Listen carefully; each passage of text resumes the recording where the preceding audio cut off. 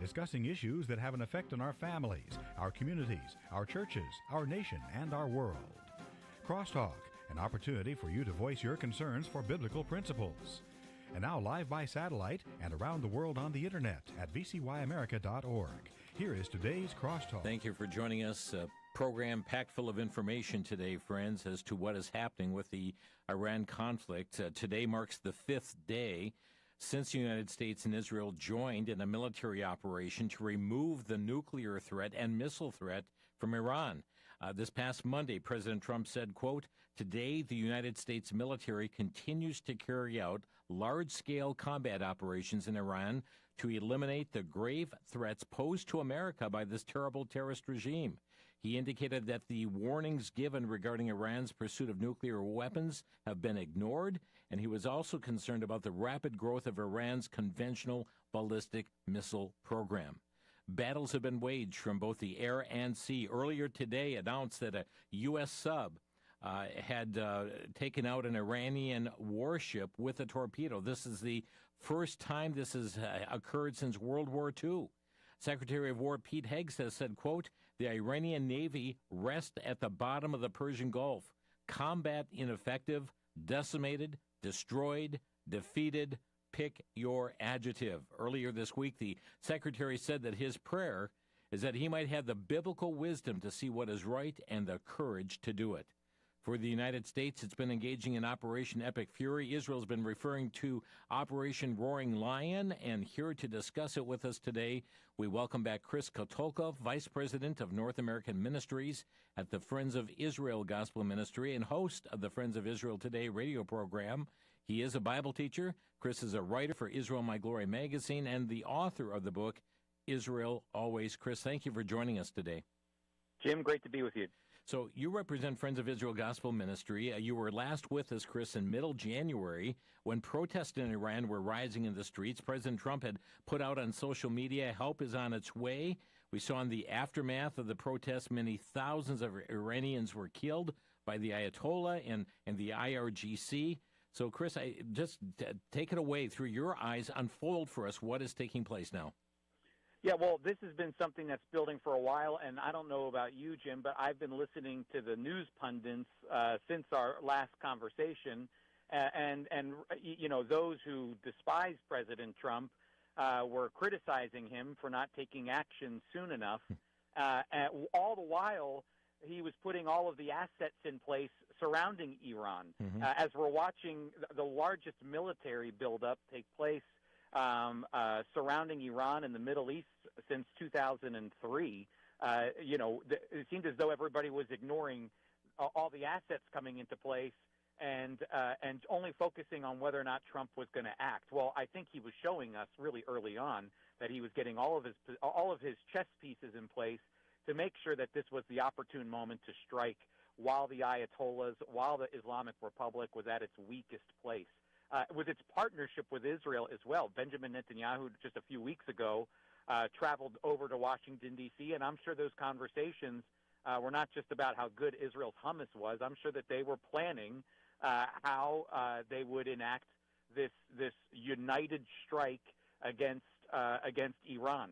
And so what we're seeing take place, I believe, is a multi-front mission on behalf of the United States and Israel to topple Iran. Number one, I do believe that President Trump gave multiple opportunities for the Islamic Republic to make the right decision, and they didn't. They didn't take it. In fact, they almost kind of waived their nuclear ambitions in front of Steve Witkoff and Jared Kushner's face, which I think frustrated President Trump. That's according to what the president had said.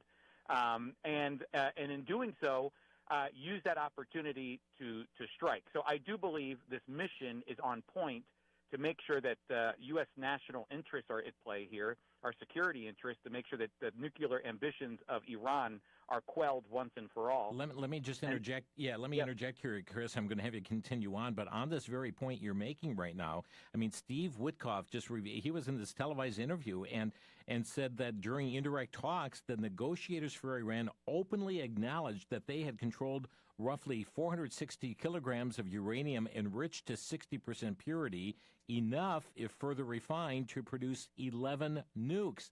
He said that Iran had an inalienable right to enrich uranium. And Chris, that seems to be evidence that they were not in keeping at all with the so-called Iran deal from the Obama era.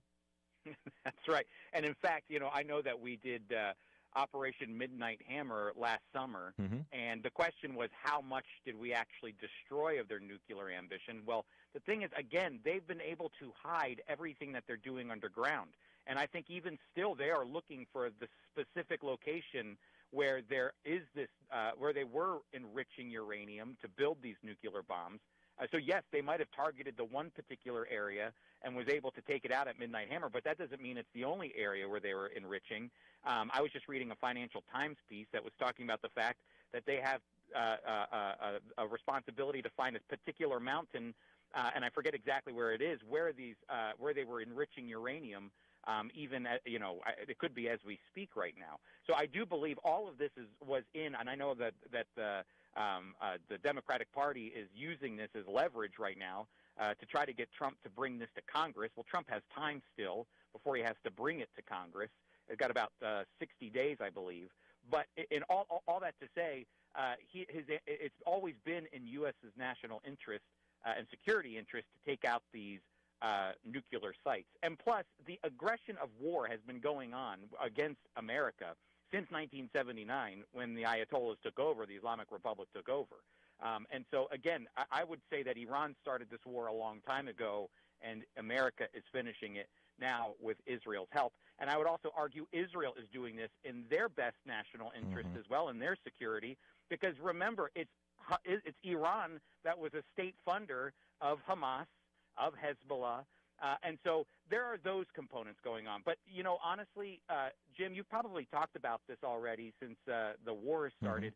You also, I think Trump is flying at 30,000 feet right now when it comes to his bigger view of the West and America's influence in the world. There's a lot of moving parts right now that are not just simply taking out the nuclear ambition of Iran and moving the Ayatollahs out. It's also decoupling Iran from China and from Russia, and Russia from China. I think that really this is a strategic move from taking from his influence, Trump's influence in Venezuela, to Trump's influence in Iran now.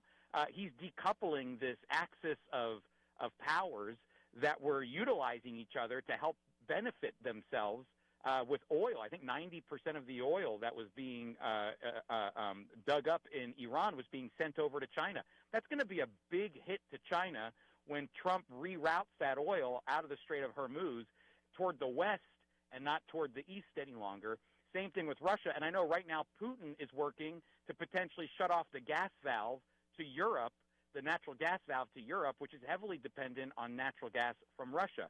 So there's a lot of play happening right now at a 30,000-foot level that sometimes we miss when we're down in the weeds looking at the day-to-day activity of this war that's happening in Iran right now. Yeah, and speaking of some of the weeds, Chris, the intelligence of Israel's Mossad, it just seems to compare to none else. I mean, it just published yesterday on All Israel News that Israel's Mossad had hacked traffic cameras in Tehran for years in order to build up, all this intelligence and know what the movements and patterns of the supreme leader were. I mean, that's amazing. Yeah. The Mossad, I'm telling you, you'd be surprised how many Persian Jewish people who speak Farsi live in Israel. These are Jewish people that were exiled from Iran and came to Israel to live. So they speak fluent. Number one, they are Persian-looking individuals. They're Jewish, but they also speak fluent Farsi, and they have a skill and understanding of Iranian and Persian culture. And so they go in and they're able to influence their on the ground intelligence to help the Israeli people out.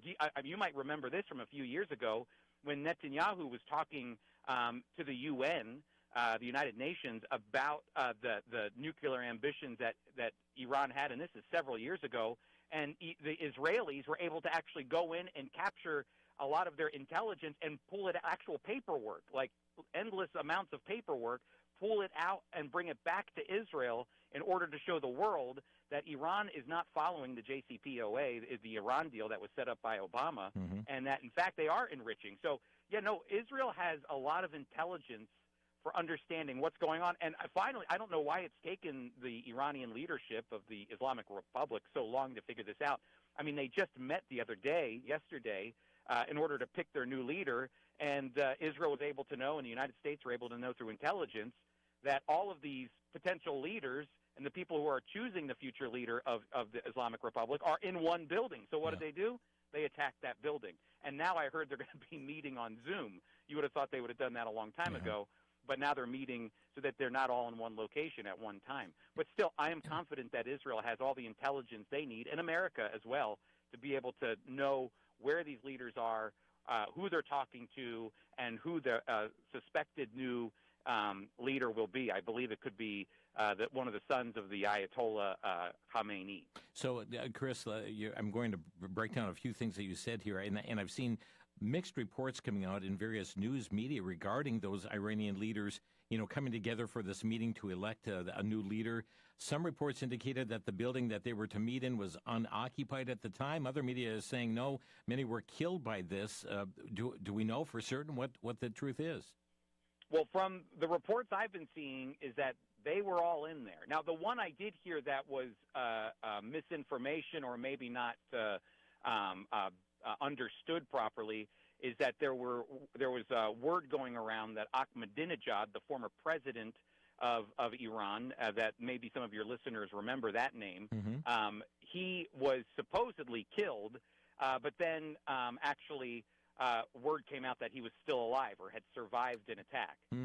So they're going after, Jim, really the goal is to go after every single layer that they possibly could of any leadership that could rise up. I mean, I understand they might not be admitting that this is a regime change opportunity, but there's certainly the activity on the ground between the Israelis and the U.S. forces is an activity that shows we want to see the Islamic Republic, the mullahs and the ayatollahs, and all those in support of them out of commission completely, and they're attacking every single level of that as well. So, and that seems to be the job that the Israelis are targeting right now, while U.S. is focused on taking control of the skies and making sure that the rocket launchers are being demolished completely.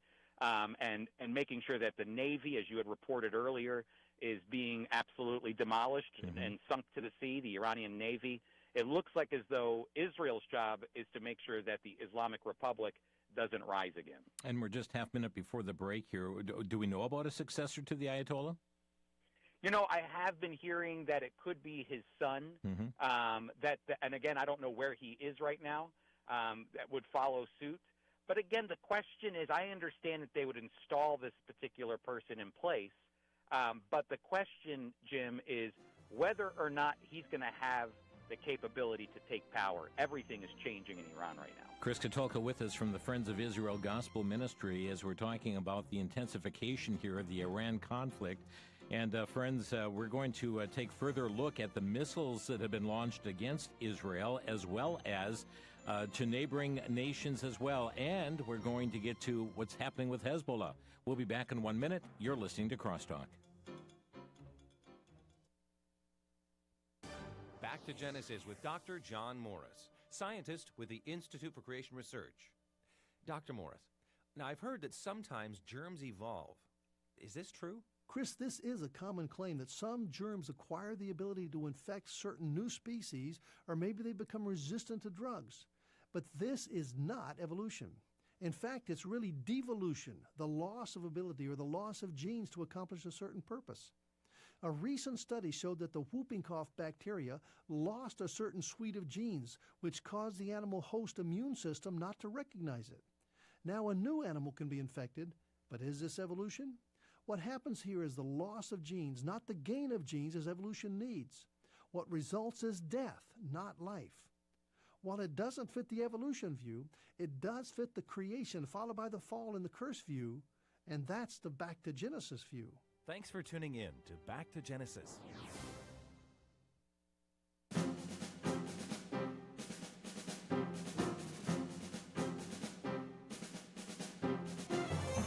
This is Crosstalk on VCY America. Chris Katulka with us today from the Friends of Israel Gospel Ministry, talking about the Iran conflict continuing, it's intensifying, and so much more to unfold for you. Before we do that, though, Chris, you've put forth a wonderful magazine from Friends of Israel Gospel Ministry called Israel, My Glory, always writing on timely issues, anything from Old Testament history to what is taking place, God's continued plan for Israel.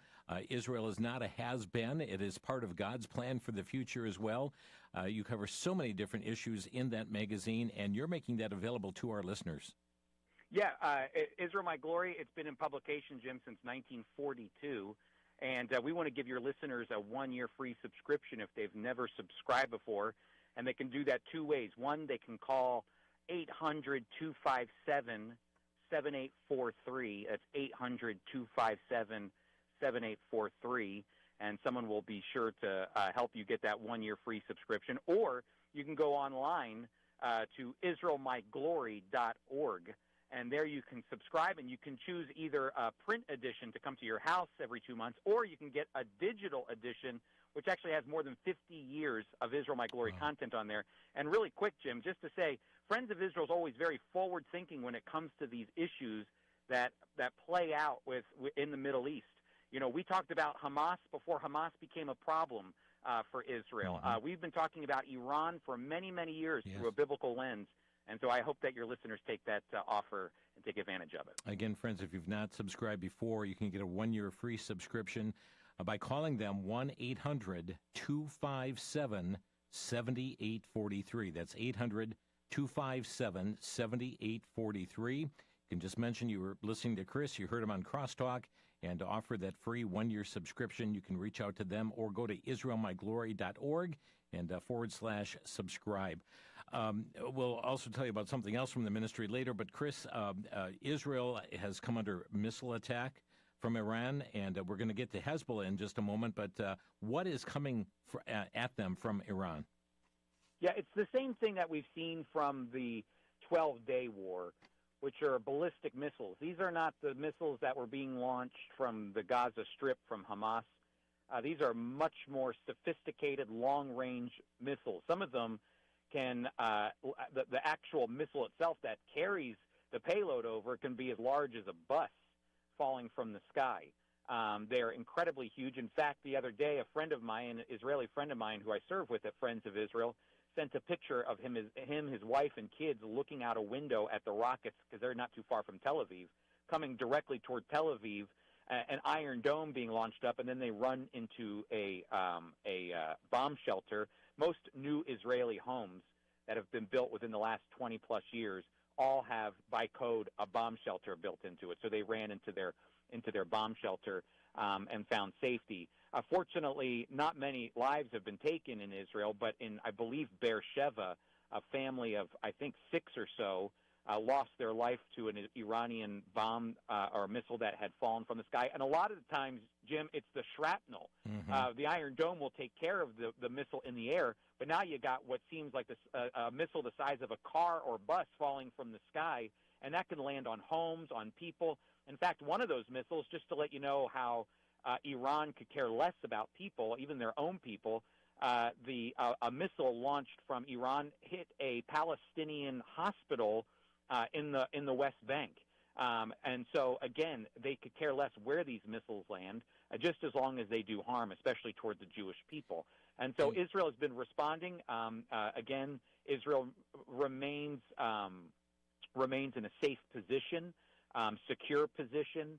We just got a team of 51 Canadians out of Israel. They were on a tour before the war happened, and then right as they got to Jerusalem, the rocket fire started coming over, and then we had to get them out through Cairo, and they're on their way home. They should be arriving very shortly into Toronto, and so we're praising the Lord for that. But Israel, part of the thing about waiting as well, we had talked about, last time we talked, Trump had said that, there could be some action happening in Iran. And then about 4 weeks go by or 3 weeks go by, and everybody's wondering, well, not only did we have to make sure our assets were in place in the right location, but at the same time, Israel has to make sure they have a stockpile of rocket launchers for the Iron Dome and for David's Sling, in order to make sure they are able to counter those rockets that are coming over, those missiles that are coming over from Iran. But I do believe we are seeing less and less missiles as the U.S. and Israel work together to deplete those stockpiles in Iran. You were just talking about the shrapnel, Chris, and I had just seen a story that came out this past Sunday when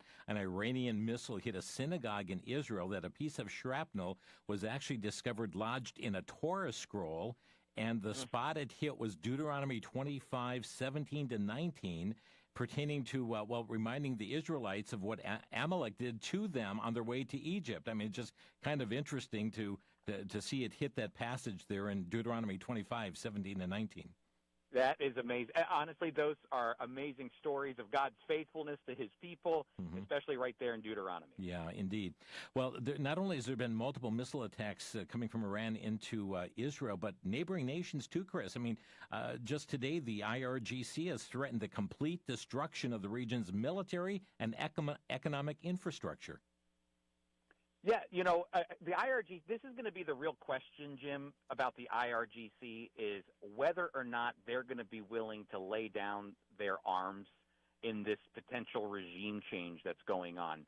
I believe they're going to do everything they can to suffocate their people and to try their best to keep them in line and to try to suppress the Iranian ambition of freedom. And really, I think the bigger threat right now is the IRGC, because in reality, Jim, when you think about the IRGC, that's the Islamic Revolutionary Guard, they're different than the Iranian military. The IRGC are designed to actually protect the Islamic Republic and the leaders of the Islamic Republic. And the question that a lot of people have on their mind is, we all want someone like Reza Pahlavi, the former the exiled prince of the Shah, to take over again. Or to take power, because he's going to bring democracy and freedom to the Iranian people.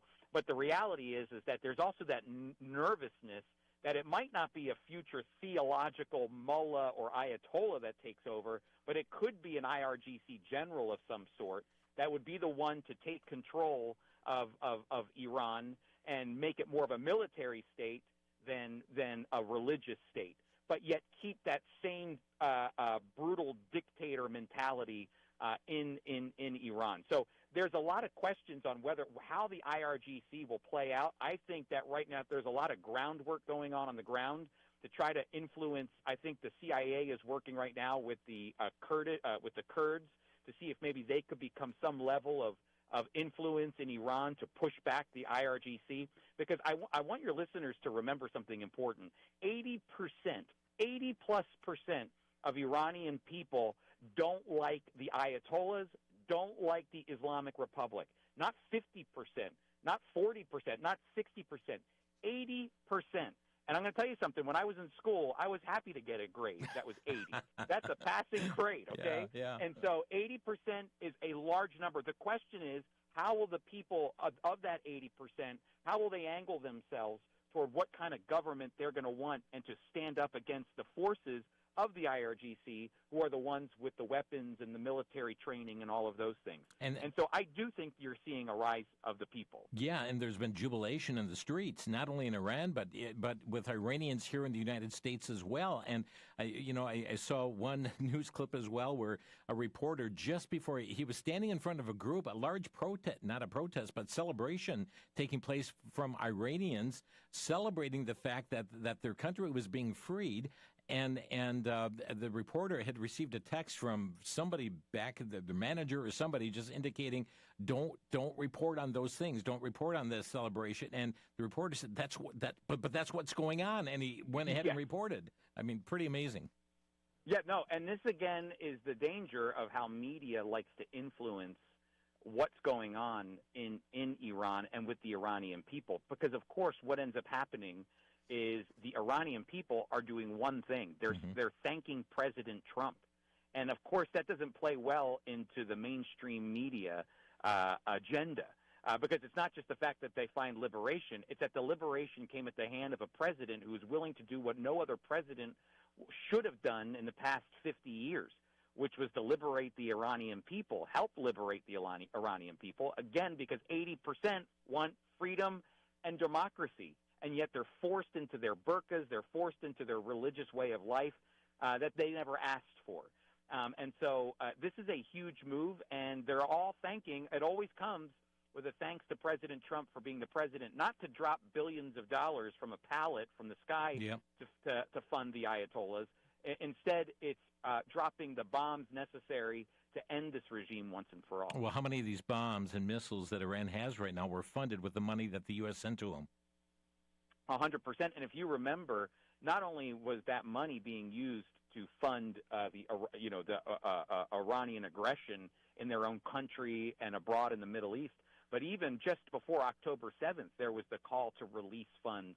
And that, again, supplied potentially to training and resources need to see October 7th through as well. So, again, we've got to stop funding terrorism. And the same could be said for Hamas.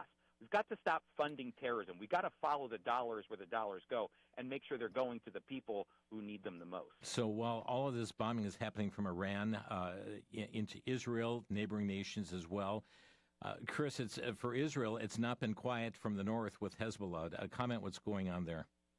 Yeah, as Israel has been very influential in the demise of Ayatollah Ali Khamenei and the leadership of the Islamic Republic. This, of course, you have to remember, is that Hezbollah in Lebanon, the northern part of Israel there, Hezbollah is an Iranian proxy. So, of course, they're sad and frustrated that their leader is dead. And so who do they take it out on? Well, they're going to take it out on Israel. So they've been launching rockets into the northern part of Israel from the south.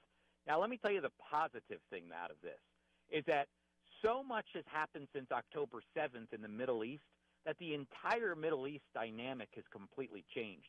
And because of Israel's actions in southern Lebanon and even in Beirut during the war against Hamas and Hezbollah about a year or so ago, this has absolutely demolished the leadership of Hezbollah from Nasrallah up top all the way down to the beeper. If you remember the beepers that went off that took out the Hezbollah there, their leadership has been completely demolished, which means they're losing influence in Lebanon. And Hezbollah is like the mafia in Lebanon. They control a lot of the politics. That's exactly what Iran wanted. They wanted influence in a lot of these Middle Eastern countries, and Lebanon was a perfect place for it. And so what's happened is now the prime minister of Lebanon has finally stood up and said, we will no longer tolerate military action from Hezbollah. That is a brave and bold move from the prime minister of Lebanon. It might not seem like it, but it is, because, again, Hezbollah has functioned like the mafia. It's ingratiated itself into the police force. It's ingratiated itself into the Lebanese military. It's ingratiated itself into the politics of Lebanon. Well, guess what? All of that is beginning to die off, and now the prime minister of Lebanon is saying, no, we will not allow this to happen any longer. So he is even beginning to push back against Hezbollah, which means they could be freeing themselves. Lebanon, because of Israel's aggression against Hezbollah, could be trying to untie itself from Hezbollah. We're talking today with Chris Katulka from the Friends of Israel Gospel Ministry. And friends, after the break, again, we'll tell you how you can receive a 1-year free subscription to Israel My Glory magazine. So if you missed that phone number and website before, be ready to jot it down afterwards. We'll be back in 1 minute here on Crosstalk.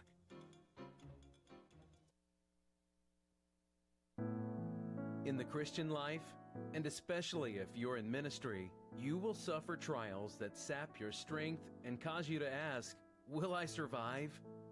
In the book, Press On, You Can.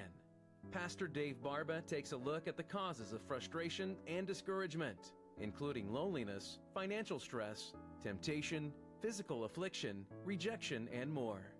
With emphasis on God's frontline soldiers, you'll be reminded that through every trial, God supplies grace to overcome and the courage to press on. With helpful exhortations and applications, this book will become a lifeline for you when you feel like stepping out of the race. Press On, You Can. Available for a donation of $12 by calling 1-800-729-9829. 1-800-729-9829.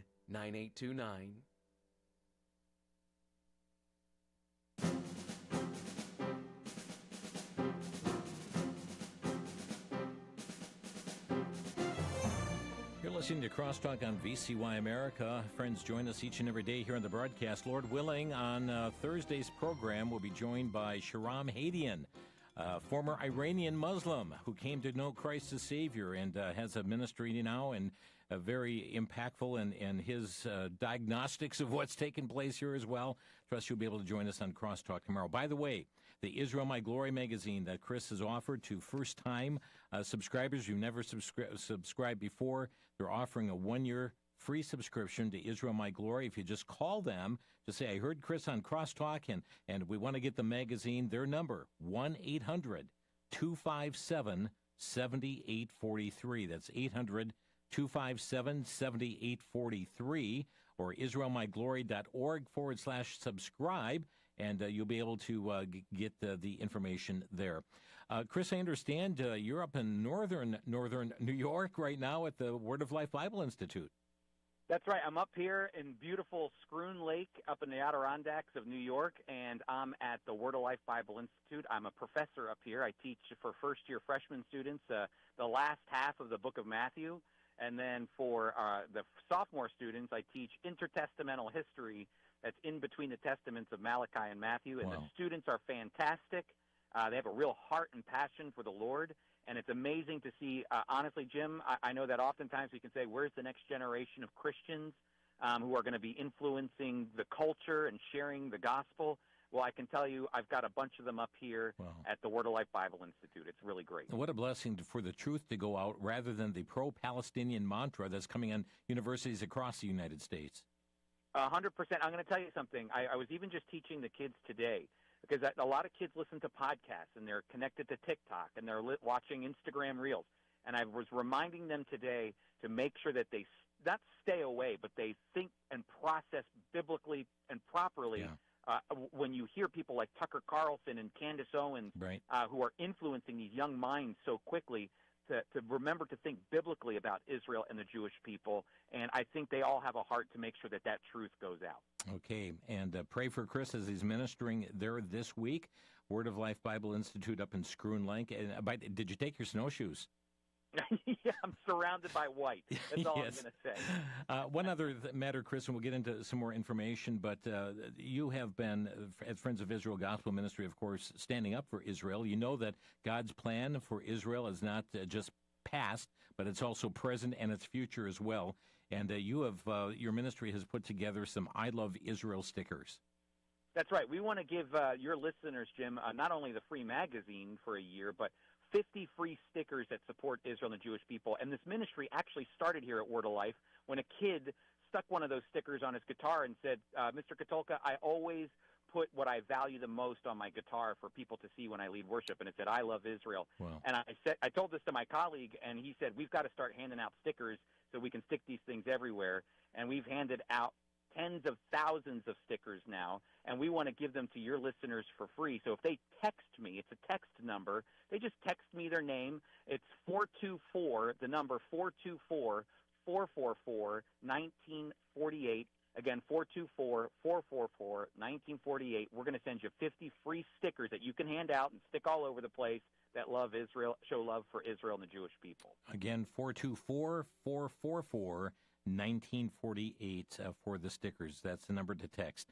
Chris, as we talk further about Iran, the new leadership, the IRGC, etc., I saw a headline from Pamela Geller indicating that Iran's new rulers are wanting to talk, and President Trump said, I've agreed to talk, but we're going to continue this barrage. And when they said, okay, we want to talk, and first he said, okay, talk is too late right now, but I happen to think of Sanballat and Tobiah. You know, Nehemiah, stop building that wall, come aside, let's talk here. And Nehemiah said, I can't, I'm busy doing this work. And let's talk about this new negotiation. Yeah, I love that connection too to the Samaritans who didn't want to actually see the rebuilding of the Jewish temple, and so this is a really good connection that you made there. I'll just say this: the Iranians are so good at stalling through negotiations and talk, and that's exactly what they've been doing for years and years and years. Is stalling for negotiations to talk. So now all of a sudden, and this is what they love to do, they love to say, hey, let's talk about this. Let's talk through this situation. This is classic throughout the years. They loved it when, honestly, they probably loved it when Obama came to the table to talk about the Iran deal. That only gave them the permission to continue to enrich uranium. They probably loved those conversations.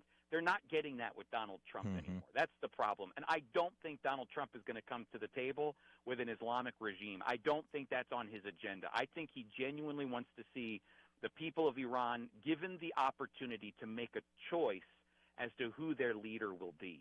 And, you know, you and I had talked about this prior to the show. You know, Jim, I really do believe this opportunity is different than what happened in Iraq and Afghanistan in the early 2000s. You know, when there was an attempted regime change in Iraq and Afghanistan. You can't force a democracy into places like that. But I will tell you something. Iran and places like Venezuela, these are countries that actually had an incredible democracy prior to their takeover by socialism or through the fascism and Islamic Republic of the Ayatollahs. They had the taste. They understood what democracy and freedom was, and it crumbled. But there is a difference here. A lot of these Iranian young adults long for the same freedom that Americans have and probably have been told by their grandparents and aunts and uncles about the freedom that they once had in the past as well. So I believe the opportunity is there, and I don't believe President Trump is going to be one to force the regime change, but to allow them to make the choice on what direction they want to go in the future.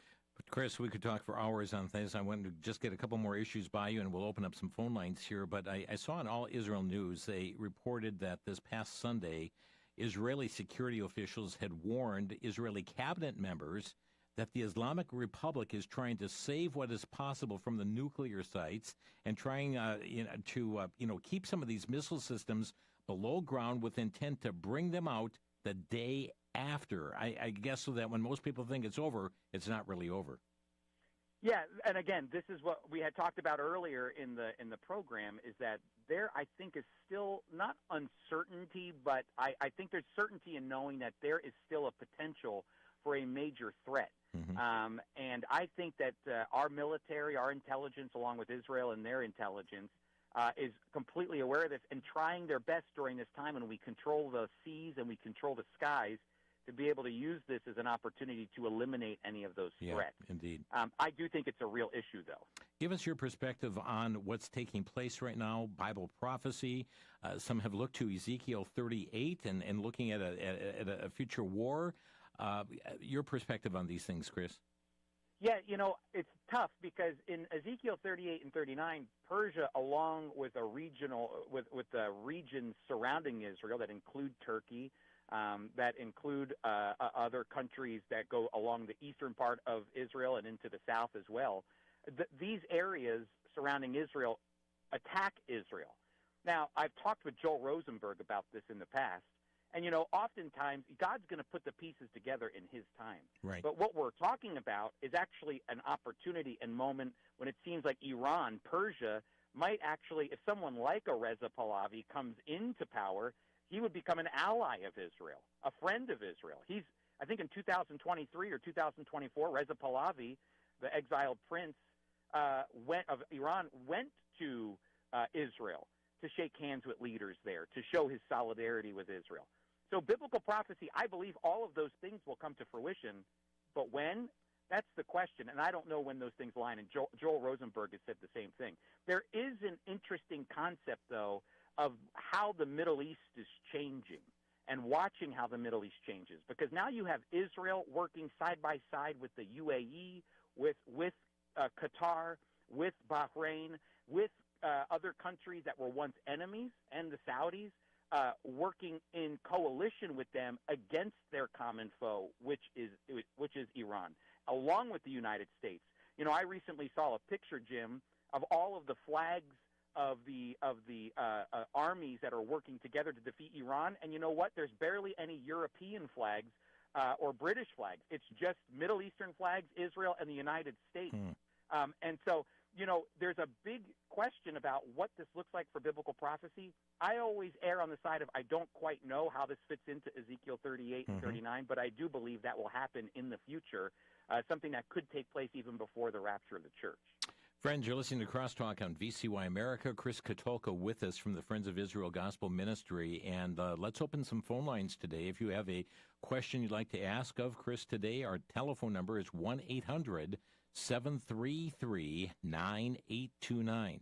Again, a question or brief comment, 800-733-9829.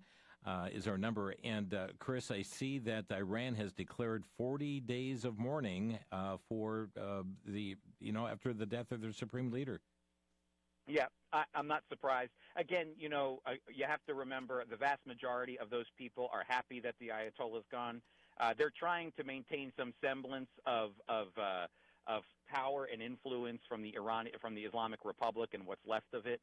So that they're going to show as much propaganda as they can to make sure that the world looks and says these people have lost their leader. When I think a lot of the people are saying we're happy our leader is gone.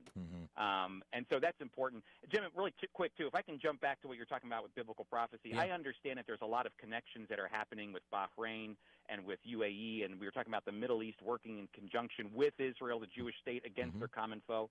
I do just want to highlight this really quick. A recent stat came out to show the sentiments that the average Middle Easterner in these countries have about Israel and whether or not there should be a Jewish state. And more than 88% of people in these countries, from Egypt to UAE to Iraq, Pakistan, you name it, on Main Street, not up in the political realm, but on Main Street, 88+% believe there should be no Jewish state. Wow. So again, while it looks like there could be peace that's brewing in the Middle East, that's fantastic. But if you still go to main streets of these countries, the Muslim population does not want to see a Jewish state exist. Let's go to Lori in Michigan. Hi, Lori. You're on the air. Yes, hi. Thank you so much for the program today. I am very much interested in the Middle East. Spent a lot of time over there, and I agree with you that they would. I've talked to the Muslims in some of those small countries. They've actually told me that you're the big Satan and they're the little Satan. So yeah, Chris is right. But I was got a question for you, Chris, about MEK and some other these people that some of the Republicans are pushing. I personally think that MEK is just another terrorist group that has managed to hide their true colors, and I think that they're very dangerous. And according to a former fighter from MEK, they actually are as bad or worse than ISIS, and that would be terrible. I think the Iranian people should choose their own leaders. So anyway, I would ask you to comment on what I just said, and I'll get off here. Okay. Thank you, Lori. No, I appreciate it. I agree with you. I think the Iranian people, in some way, and again, I don't know how that's going to happen because that has to come through free and fair elections, should be able to choose their future leader. The question is, how do you get from the state that they're in right now, where they're still under the oppression of the Islamic Republic, whether or not how much power they have right now is in question, to a day of free and fair elections? That's going to be the question, and how that happens, I'm waiting to see. Chris Katulka with us today. Our number to Crosstalk, 800-733-9829. We'll take more of your calls following the break. This is Crosstalk on the VCY American Network.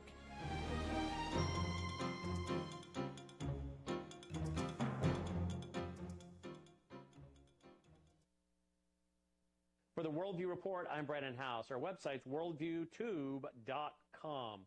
Well, America and Israel have gone now after Iran, and the regime seems to be falling very quickly. But this could go on, some experts say, for weeks or months. But it's interesting to note how Iran is now going after other Muslim nations, attacking them as well. Will this cause many of those nations that once leaned toward Iran now to back away from the hardliners? And if so, how will this lay the foundation for the Abraham Accords? How will this allow for the coming age of peace? One that President Trump is working on with his International Peace Board, but also something that seems to be implied in Daniel chapter 8 and other places, that the Antichrist, and we don't know who that is yet, will come in riding on the platform of peace. It's a false peace before he himself turns to war in order to establish his New World Order. But certainly, the stage is set for Bible prophecy to be fulfilled.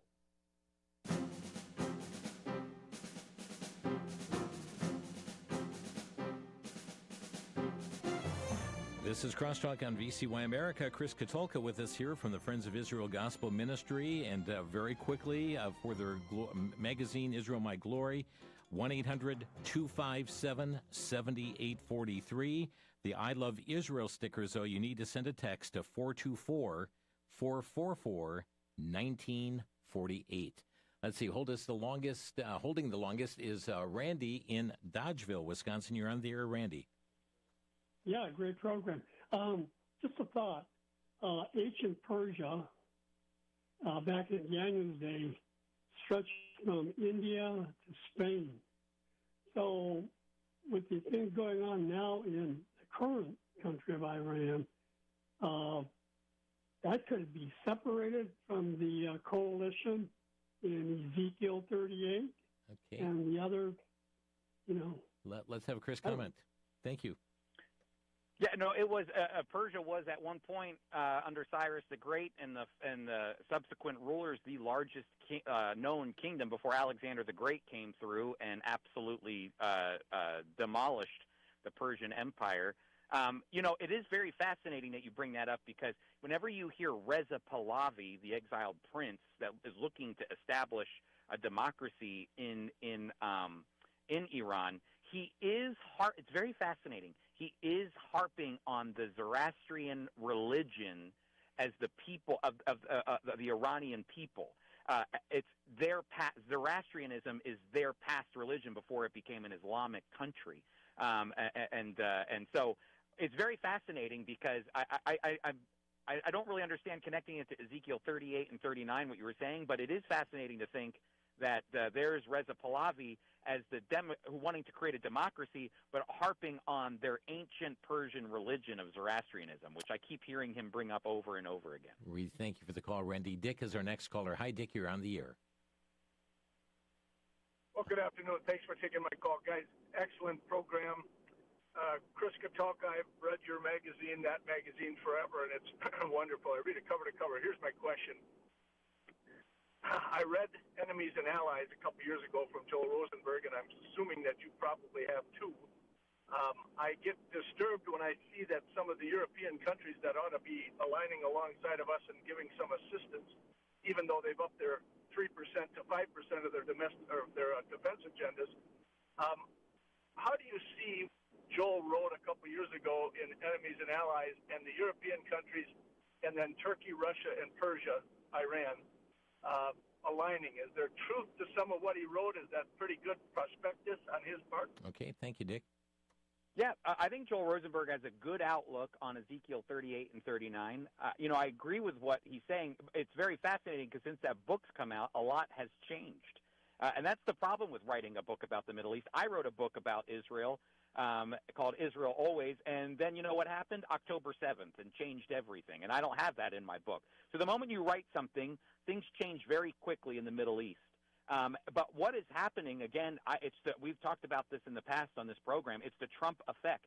Trump is having an effect on Europe, and I think in some ways a positive way, and you're seeing European countries buck the system against what Trump is trying to do. But at the same time, I believe Middle Eastern countries gravitate to Trump because I actually think Trump speaks to the Middle Eastern countries the way they want to be spoken to. They don't want to be told diplomacy. They don't want to be told how to make peace. They want to be told how to make business, how to make money, how to be successful, and how to rise above the situation. And that's exactly what Trump taps into, not this diplomacy, but into financial diplomacy, essentially. And so Europeans don't gravitate to that, and actually the Middle East does. So that's why I think there's a big shift. If you're noticing, the attention is moving away from Europe, and the attention is actually moving toward the Middle East. Jim, I'm sorry, I just want to add this one thing. One time I sat at the president of Israel's home, Reuven Rivlin, and heard from him and some amazing individuals from Israel that he invited. And I remember and I'll never forget it, one particular speaker said, if we can get this Middle East problem solved, the Middle East could be one of the biggest financial powerhouses on the globe. Wow. If we can make peace with our neighbors, we've got the technology, they have the energy and resources and funding, and if we can put our minds together, we could be one of the global economic powers of the world. And I'm telling you something, I think that's where eyes are beginning to shift. They're beginning to shift to the Middle East. Thank you, Dick. We've got Brenda in Glassboro, New Jersey. Hi, Brenda. You're on the air. Hi, Jim. I wanted to ask, do you think that this will be setting up for the temple to be rebuilt? Because it just seems as if this type of peace and just the way they want to build things there, I just wanted your comment on that. And listen to your wife and rest. You got us mixed up with a different program, Brenda. But Chris, what about the temple rebuilding? Wouldn't it be interesting? One of these missiles were misdirected to the Dome of the Rock there. Very interesting. There was a news article that said that Iran could actually be the greatest threat to actually the third most holy site to the Muslim people, and that is the Dome of the Rock and the Al-Aqsa Mosque, which is on top of the Temple Mount. And so, yeah, it does pose a threat, especially if these rockets come over, because as I had mentioned earlier, a Palestinian hospital was taken out by one of these rockets. They're not technically aiming at a particular place. They're just launching rockets over. So could that be a setup for what the desire to build a temple? Look, I don't know what the Israeli government will do, but I will say this. I've been to the Temple Institute, where all the artifacts are. They're not even artifacts, where the future temple worship, the altar, the table of incense, you name it, all of those things are there, the high priestly garb. Those people are anxious and ready to build the temple, and so all I can say is it's waiting for the opportune moment, and I believe those people will try to make it happen. Especially, it's very interesting, the government that's in place right now under Netanyahu is a very right-wing government that's very religious and orthodox, and so they're thinking very temple-minded. Which is very interesting. We've got Chris in Hayward. Chris, we're down to just a few seconds. Quickly with your question. Yep, no, just a quick praise. I just want to give a shout-out of praise to Israel for defeating all their enemies, Khomeini and then Sinwar and Hassan Nasrallah. I'm just so amazed at the victory Israel's had in the last 2 years over their enemies, and I'm so proud of Israel, and that was my comment. God bless. Thank you, Chris. And, Chris, that really goes to your title, Israel Always, because Israel will not be destroyed. That's exactly right, and I'm glad that he brought that up because that is what's just absolutely amazing. There's only 9 million people in Israel, and yet because of God's protection of them, they've been able to defeat their enemies, and even during Purim, which is absolutely amazing. Chris Katulka, our guest here today, IsraelMyGlory.org or 800-257-7843 for the magazine. And Chris, we'll pray that God bless your ministry at Word of Life this week. Thank you. Friends, thanks for joining us today on Crosstalk. You've been listening to Crosstalk via satellite and the internet from VCY America. Views expressed may or may not be those of this station. For a CD of today's program, send a donation of $6 or more to VCY Take Ministry, 3434 West Kilbourne Avenue, Milwaukee, Wisconsin, 53208, or download by RSS or podcast from crosstalkamerica.com. And join us again for Crosstalk.